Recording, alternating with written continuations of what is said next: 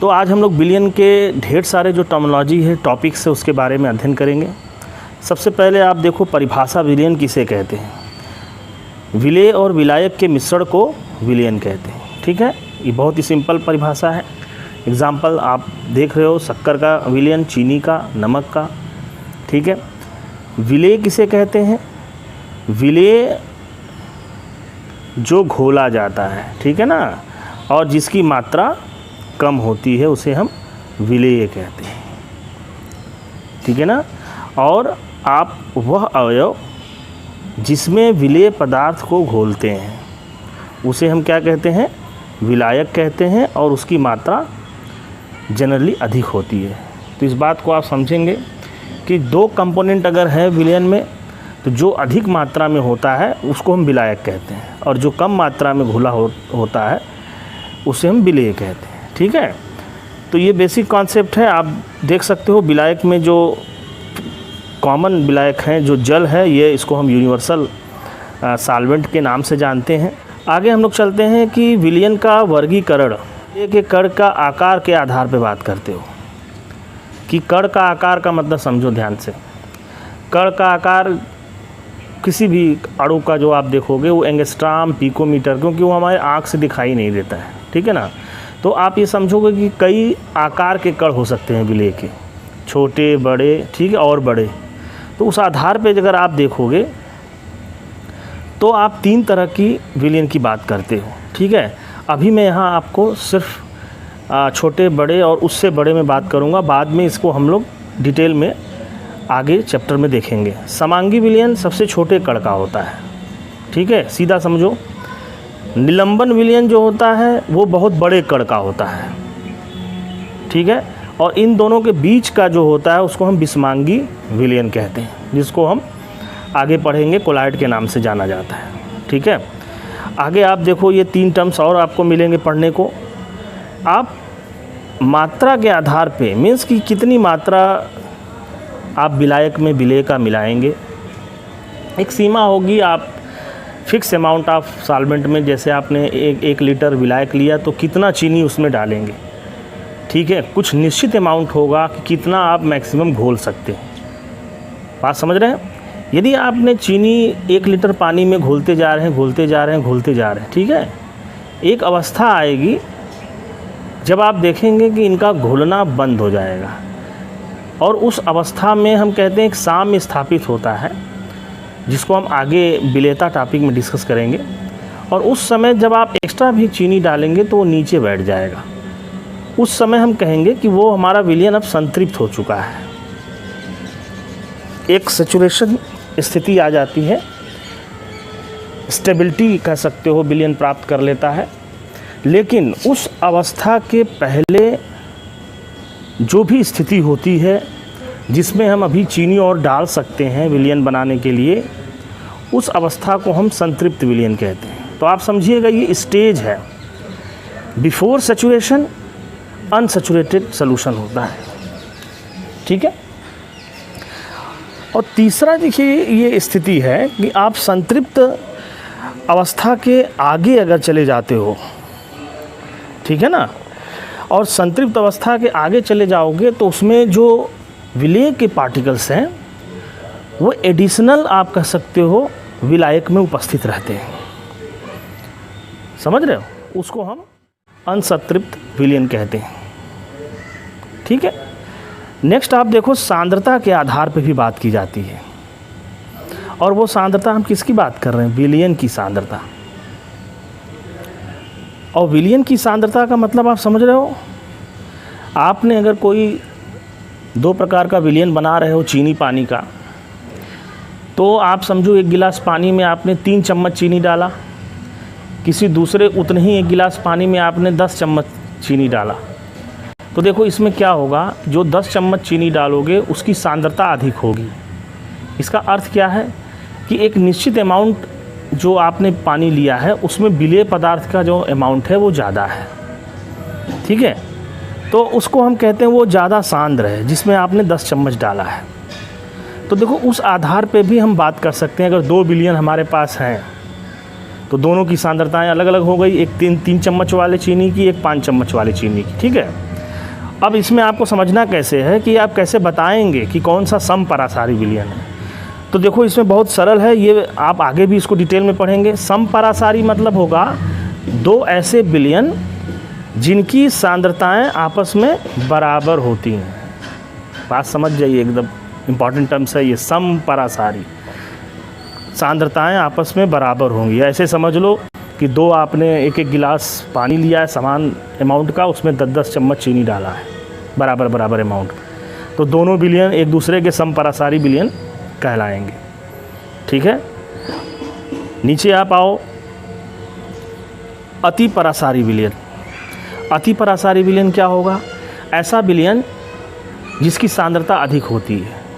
ठीक है, जैसे अभी मैंने उदाहरण बात की थी, एक 3 चम्मच चीनी की बात की थी, एक 5 चम्मच चीनी की भी बात की थी। तो जो 5 चम्मच चीनी वाला विलयन होगा उसको अतिपरासारी विलयन कहेंगे, और 3 चम्मच वाला जो विलयन होगा उसको क्या कहेंगे तब? अल्पपरासारी विलयन कहेंगे। तो आप ये बात समझ रहे होंगे, यदि दोनों विलयन बराबर सांद्रता के हैं तो समपरासारी, यदि दो विलयनों में एक की सांद्रता अधिक है तो अतिपरासारी, यदि दो विलयनों में जिसकी सांद्रता कम है उसे हम अल्पपरासारी कहेंगे। ठीक है ना। और ये जो नाम आया है परासारी, ये आगे आप पढ़ेंगे, अणुसंख्य गुण होता है विलयन का, वहाँ से लिया गया, जिसको हम आगे की क्लास में डिटेल में बात करेंगे। अब आप देखो नेक्स्ट जो वर्गीकरण है उसमें आप देखो कि विलयन में अभी बात किया मैंने कि चीनी और पानी या दो लोगों की बात हो रही है, दो कंपोनेंट की बात हो रही है। ठीक है, लेकिन ऐसा नहीं, आप दो से ज़्यादा भी आप बात कर सकते हो, लेकिन जब दो बात करोगे तो बाइनरी सॉल्यूशन कहेंगे, मतलब सिर्फ द्विअंगी विलयन केवल दो कंपोनेंट विलयन में उपस्थित है। ठीक है, और यदि आप 3 में बात करोगे कि 3 कोई है, इसमें 3 different type of substances present in the solution, तो टर्नरी सॉल्यूशन होंगे। और देखो अगर 3 से ज़्यादा है, पॉली का मतलब ही हो गया 2 से ज़्यादा, तो अगर 2 से ज़्यादा होंगे तो उसको हम पॉलिनरी सॉल्यूशन कहते हैं। तो आप समझ रहे होंगे कि ये जो टर्म्स अभी मैंने आपको बताया, समांगी विलयन, विषमांगी विलयन, निलंबन विलयन, संतृप्त विलयन, असंतृप्त विलयन, ठीक है, इन सभी को आप विलयन चैप्टर में अलग अलग कॉन्टेक्स्ट में पढ़ेंगे। अब हम लोग आते हैं नेक्स्ट एक वर्गीकरण। आप देखो कि विलेय और विलायक की प्रावस्था के आधार पर विलयन के प्रकार क्या होते हैं। अब यह जानना आपको ज़रूरी है कि पदार्थ की 3 अवस्थाएं होती हैं, ठोस, द्रव और गैस। ठीक है ना। तो आपने दो पदार्थ को आपस में मिलाना है, तो उसमें देखो कितनी कैटेगरी बन सकती हैं, कितने केस बन सकते हैं। तो आप देखो, पहले आप विलेय को आप ले सकते हो ठोस। ठीक है, जिस समय विलेय को ठोस लोगे उसमें विलायक को आप ठोस ले सकते हो, किसी में द्रव ले सकते हो, और किसी में गैस ले सकते हो। मतलब आप समझे इस चीज़ का कि ठोस का ठोस में आप विलयन बनाएंगे। ठीक है, ठोस का द्रव में विलयन बना सकते हैं, ठोस को गैस में घोल सकते हैं।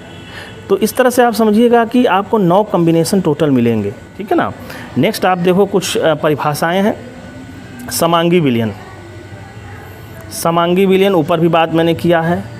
ऐसे विलयन जिसमें आप पूरे मिश्रण में अगर आप चेक करोगे, मतलब आप उस विलयन को कहीं से भी चेक करोगे, ऊपर से नीचे से समान अमाउंट निकाल के देखोगे, तो उसमें विलेय और विलायक का जो अनुपात है वो समान दिखाई देगा। ठीक है ना। और इसमें जो इम्पॉर्टेंट है कि जो विलेय कण की आकार होते हैं वो 10⁻⁻14 सेंटीमीटर से 10⁻8 सेंटीमीटर के मध्य होती है। ठीक है, तो ऐसे विलयन को हम वास्तविक विलयन कहते हैं। ठीक है ना। और ये कॉमन विलयन है जो आप लोग हमेशा इस्तेमाल करते हो, चीनी और नमक का विलयन, एल्कोहल तथा जल का विलयन। ठीक है। विषमांगी विलयन क्या होता है? जैसा इसका नाम है, इसमें जो कंपोजिशन होते हैं वो एक समान नहीं होता है। देखो पूरे मिश्रण में संगठन, जिसको कंपोजिशन हम कह रहे हैं, वो एक समान नहीं होगा। ठीक है ना। तो ऐसी 2 केस होंगे विषमांगी अगर बात करेंगे। कोलाइडल भी हो सकता है और निलंबन भी हो सकता है। तो आप समझिएगा ध्यान से, जो पहली कैटेगरी वास्तविक विलयन है वो समांगी थी। ठीक है। विषमांगी विलयन जो होते हैं उसमें कोलाइडल और निलंबन दोनों होते हैं। ठीक है ना। और कोलाइडल में मैंने अभी भी बात किया कि ये साइज डिपेंडेंट सिस्टम होता है, यदि 1 नैनोमीटर से 1000 नैनोमीटर के बीच विलेय के कण की साइज है तो वो कोलाइडल विलयन कहलाता है। ये डाटा याद रखेंगे। और निलंबन विलयन किसे कहते हैं? यदि 1000 नैनोमीटर से अधिक हो जाता है तो उस विलयन को हम निलंबन कहते हैं। जैसे आप बालू और पानी का मिश्रण देखो, नीचे बैठ जाएगा। बालू का कण जो है इतना बड़ा साइज का होता है कि वो ग्रेविटी से नीचे आके बैठ जाएगा, ठीक है। और कीचड़ युक्त जल भी देख सकते हो आप। तो आप समझ गए होंगे कि कोलाइडल और निलंबन दोनों विषमांगी विलयन होते हैं। और ये जो इनका आधार है, इनका जो नाम हम लेते हैं, कोलाइडल होगा कि निलंबन होगा, ये आप कणों की साइज के आधार पर होती है। तो प्रश्न ये उठता है कि सर हम कैसे याद रखेंगे? तो देखो, इसके उदाहरण याद करने होते हैं, ठीक है। केमिस्ट्री में बहुत सी ऐसी चीज़ें होती हैं जो आप मेमोराइज़ करते हैं। ये मेमोरी बेस्ड सब्जेक्ट ही है केमिस्ट्री। तो सर्वप्रथम आप लोग सभी लोग याद करने का लर्न करिए, उसको याद रखिए। देखो नेक्स्ट टॉपिक है संतृप्त विलयन। संतृप्त विलयन क्या है? अभी जस्ट मैंने ऊपर बात किया कि अगर आप ऐसा कोई विलयन बना रहे हो रूम टेम्परेचर पे, स्थिर ताप पर, मान लो कि उसमें अब आप विलेय पदार्थ नहीं घोल पा रहे हो, ठीक है। फाइनली वो पूरी तरह से विलायक कह सकते हो, सेचुरेट हो चुका है, और जो विलयन बनेगा उसे हम संतृप्त विलयन कहते हैं। लेकिन यदि आप घोल रहे हो अभी स्थिर ताप पर, अभी और घोल सकते हो, तब उसे हम असंतृप्त विलयन कहते हैं, ठीक है। और अति संतृप्त विलयन क्या है कि यदि आप और अगर आप ताप बढ़ाने पर विलेयक पदार्थ की और मात्रा आप अगर घोल देते हो उसमें, क्योंकि आप जानते हो कि ताप बढ़ाओगे तो किसी भी विलेय पदार्थ जो होते हैं वो ज़्यादा मात्रा में घुलते हैं, ठीक है ना। तो उसको हम क्या कहेंगे? अति संतृप्त विलयन कहते हैं। तो अभी तक आप लोगों ने विलयन के प्रकार पढ़ा है, और अब आगे आप पढ़ेंगे कि विलयन में जो विलेय और विलायक जब घुल जाते हैं तो उनको व्यक्त कैसे किया जाता है। देखिए, 2 प्रकार की बातें हो सकती हैं, एक गुणात्मक बातें, एक मात्रात्मक बातें। गुणात्मक बातें में हम कह सकते हैं कि विलयन सांद्र है या विलयन तनु है। लेकिन अगर हम सांद्र तनु केवल कहते हैं तो हमें बहुत ही आइडिया नहीं मिल पाता है कि कितना विलायक है और कितना विलेय पदार्थ घुला है। उसके लिए हम लोग मात्रात्मक जो राशि है उसकी बात करते हैं। तो देखो, सांद्रता वही है जो सांद्रता अभी हम बात कर रहे हैं। विलयन की सांद्रता हमें विलेय और विलायक के मात्रा के बारे में सूचना देती है, ठीक है। तो देखो, इसमें कुछ इम्पॉर्टेंट राशियां हैं, उसको आप लोग देख लो। पहला देखो, द्रव्यमान प्रतिशत, बहुत महत्वपूर्ण ये राशि है। द्रव्यमान प्रतिशत को हम W/W प्रतिशत के नाम से लिखते हैं। आप कोई भी टैबलेट मार्केट में जाओ खरीदने, दवा की दुकान पे पीछे जाकर देखोगे पलट के, तो आपको W/W% दिखाई देगा लिखा हुआ। इसका मतलब समझ रहे हो? W का मतलब वेट है।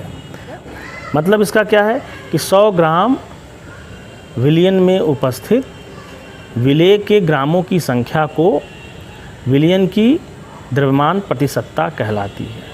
सरल भाषा में समझिए कि 100 ग्राम विलयन में जितना ग्राम विलेय पदार्थ घुला होगा उसका मान, संख्यात्मक मान ही द्रव्यमान प्रतिशतता कहलाती है, ठीक है। सूत्र द्वारा आप देखो, W/W% बराबर क्या लिखोगे? ऊपर आप लिखोगे विलेय का भार और नीचे लिखोगे विलयन का भार गुणे 100, ठीक है। ये फार्मूला आप इसको याद रखेंगे, ठीक है ना।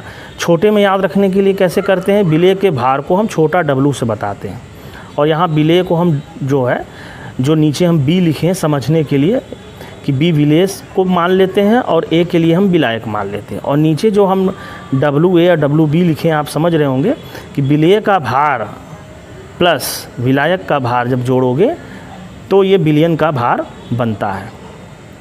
तो सूत्र याद हो गया होगा आप लोग को, इसको अच्छे से याद कर लीजिएगा। आप एक प्रश्न भी देख सकते हैं इसमें।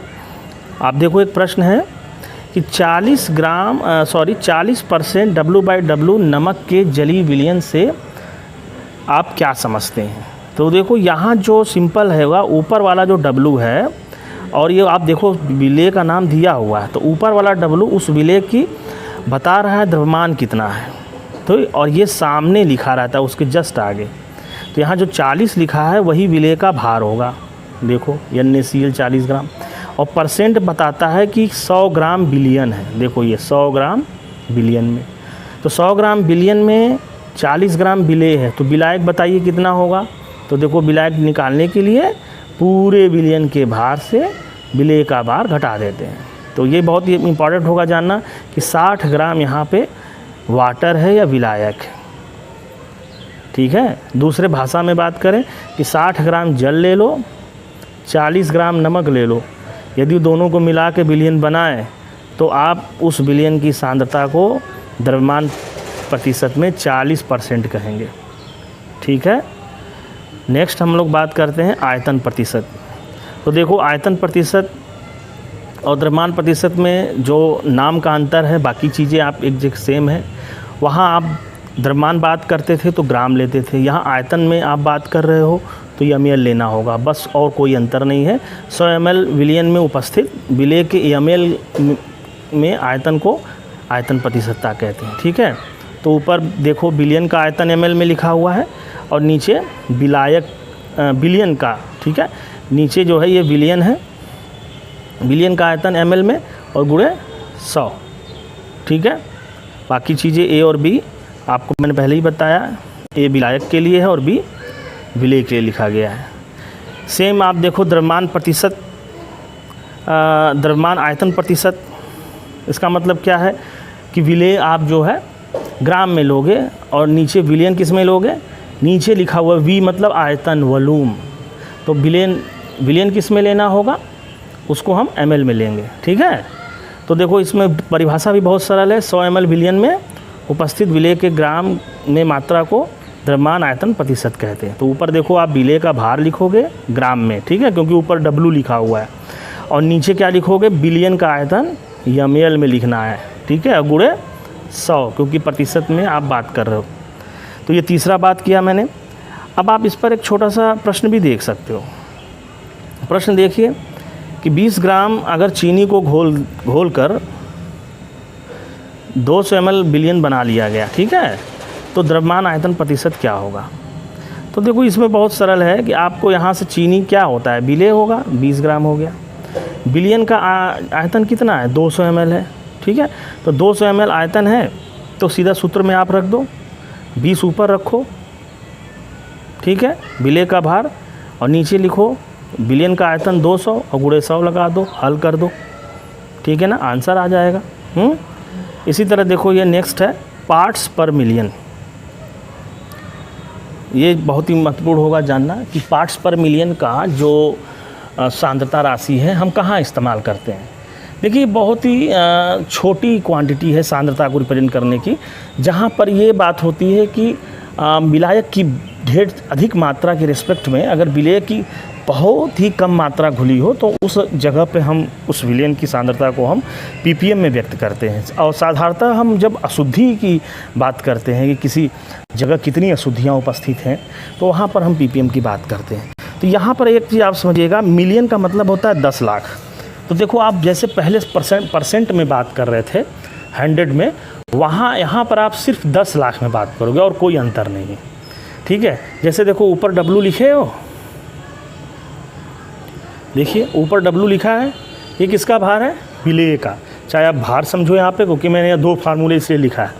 और नीचे किसका है, WA WP दोनों का है, दोनों मतलब विलेय प्लस विलायक का है।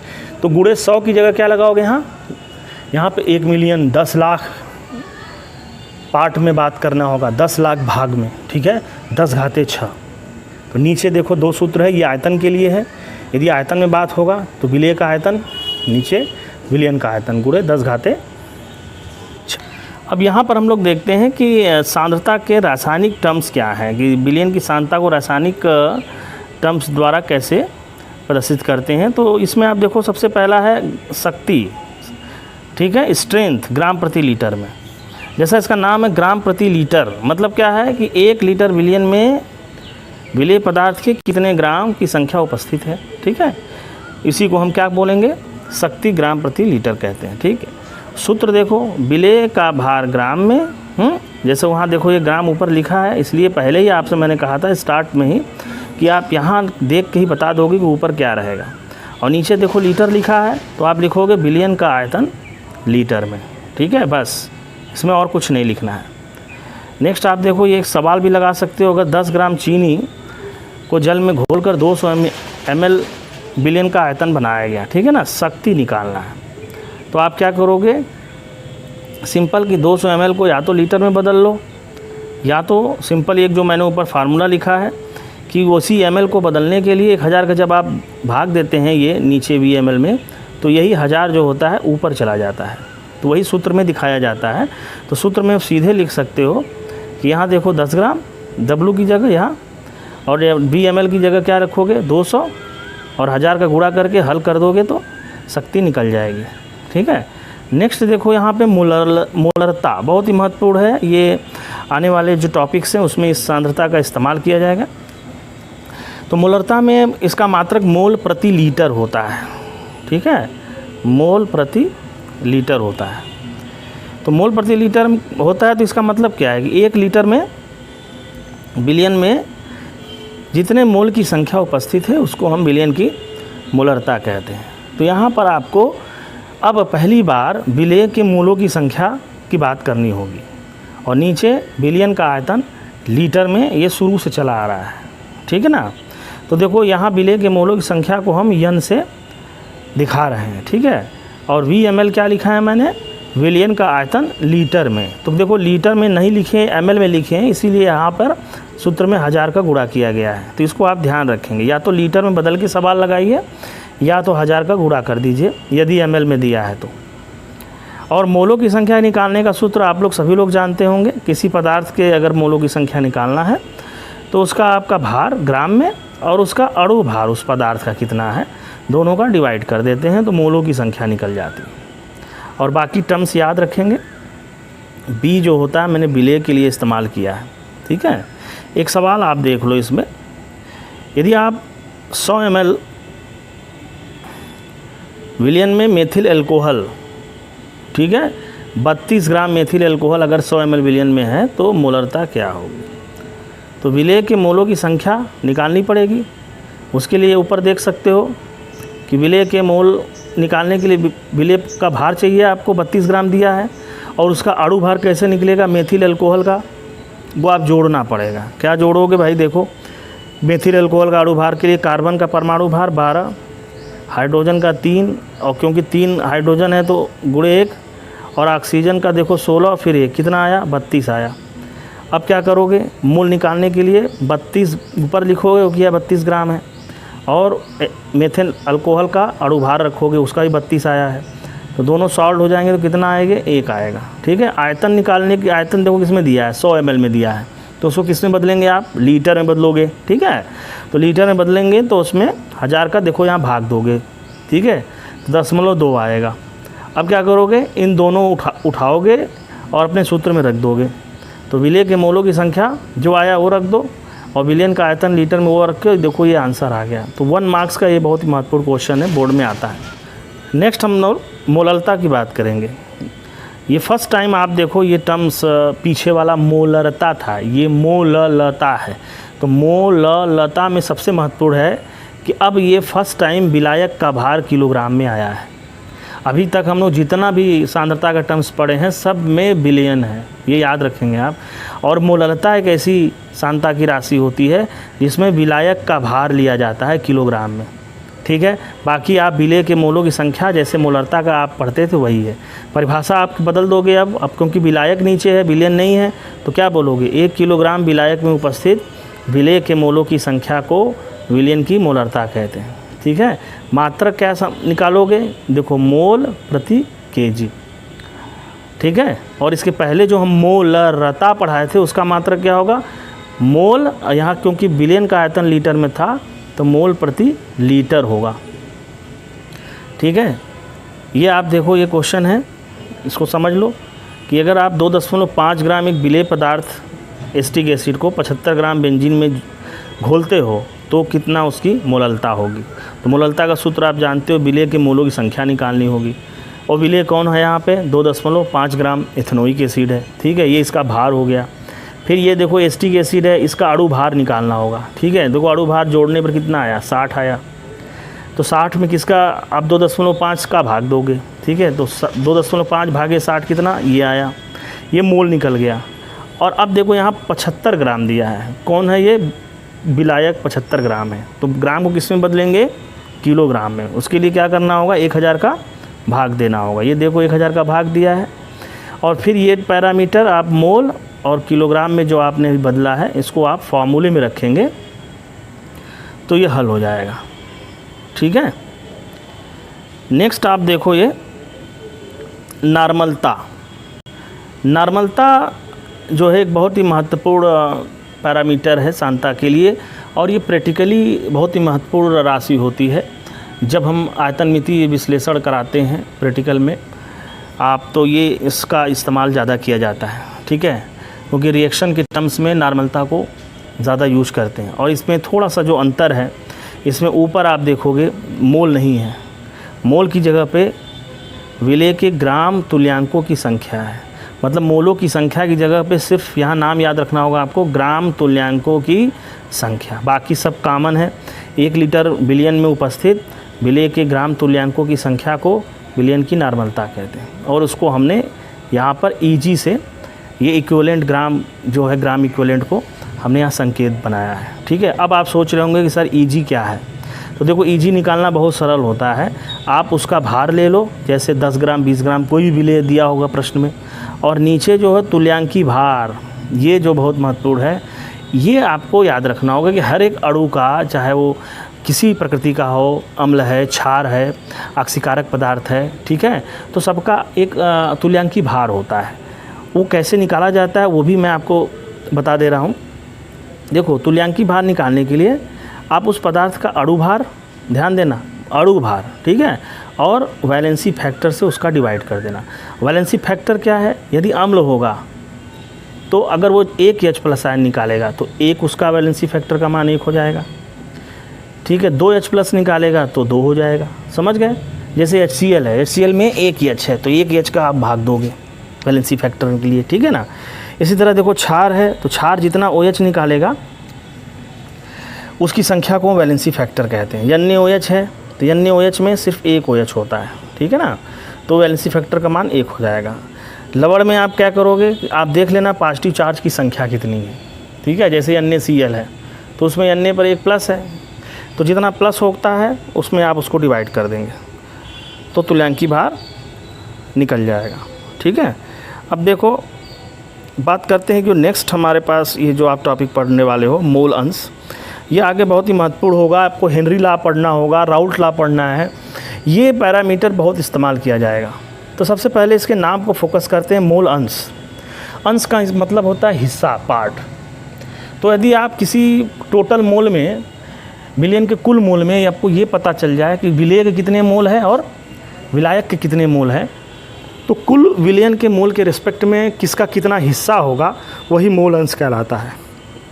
तो आप परिभाषा देखो, विलयन में उपस्थित किसी एक अवयव के मोलों की संख्या, ठीक है, किसी एक अवयव चाहे विलेय या विलायक, तथा विलयन में उपस्थित कुल मोलों की संख्या के अनुपात को उस अवयव का मोल अंश कहते हैं, ठीक है। तो सूत्र भी यही बता रहा है। देखो काई इसका संकेत होता है, और बी मैंने जैसे आपको बताया कि विलेय के लिए लिया था। तो अगर विलेय का मोल अंश निकालना है तो विलेय के मोलों की संख्या ऊपर लिखिए बटे कुल मोलों की संख्या, इसमें विलेय और विलायक दोनों हैं, ठीक है।